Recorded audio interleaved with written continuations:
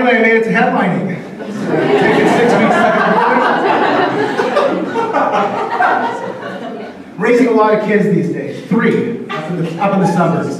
2 of them are now teenagers. And teenagers, they're a problem. And there's 2 reasons for this. 1 is that they're incredibly mean, and 2, they refuse to speak English.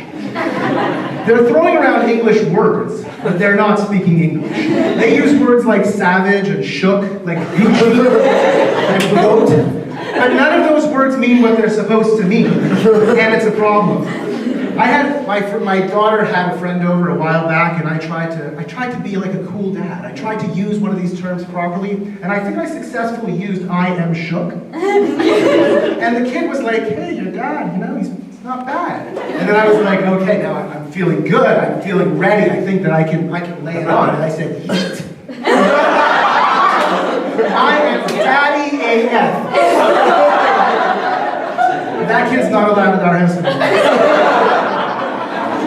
I asked my son, who's 14, if he thought I was woke, and he said, "You are not allowed to use that word anymore."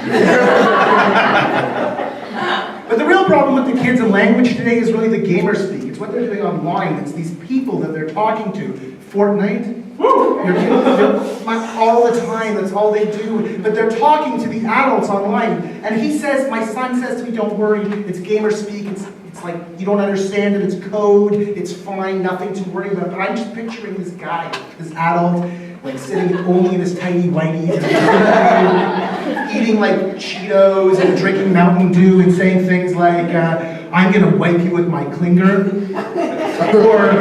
or something like, you know, "You're never gonna make it out alive," or "Where do you live and are your parents home?" I get freaked out when I hear these things, but it tells me not to worry. But the younger one, she's only 9, and that's a little bit easier. But not to say that raising kids is easy.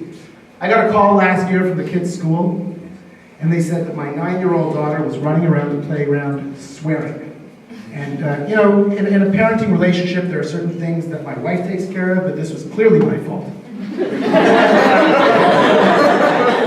And so I went into school, and I got into the office, and there was my little girl, my sweet little girl. She was sitting in a big person chair, her legs were swinging. And I asked her, "Sweetheart, what happened? Tell me the story, tell me." And she said, "We were playing Bat Family at recess." And I said, "Bat Family? Like Batman and Robin, superheroes? Sure, I get it." She said, "No, superheroes are stupid.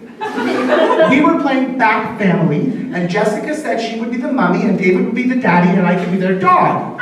And I said, what do you mean? They're bats, and you're a dog?"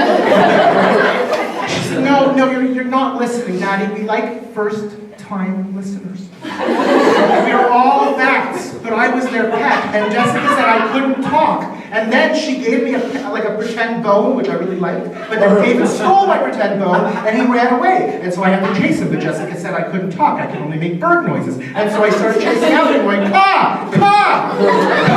Caw! Caw! Caw! Caw! Caw! Caw!" And then I got sent to the office. And I felt really bad because it wasn't her fault, and it wasn't my fault, which I felt really good about. And I said to the VP she did nothing wrong, and also Jessica's a cunt.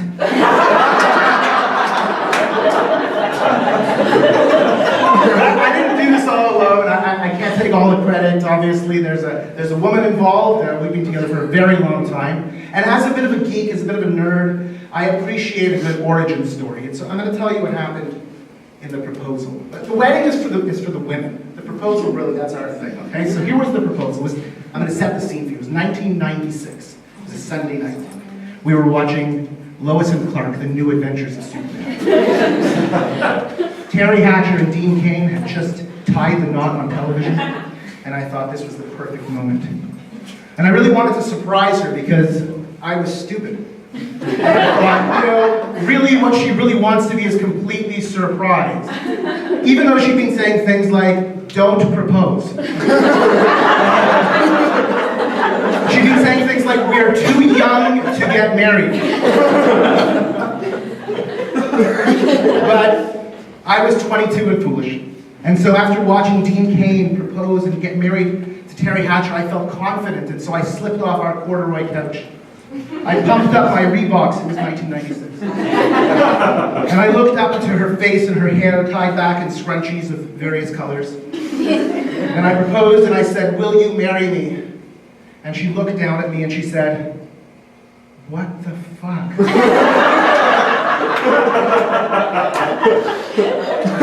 She waited 4 days. We were living together already for 2 years. We've been dating for 6, and she waited 4 days before telling me. During that time, I got sick. I got really sick. I had a fever of 104. I was hallucinating. I was having dreams. I didn't know if I was coming or going. By the time the 4 days were over, I was lying catatonically on the couch. I couldn't feel any part of my body anymore. And when she finally decided to say yes, it was at that moment that I realized that I wasn't Dean Cain. Now I was Christopher Reeve.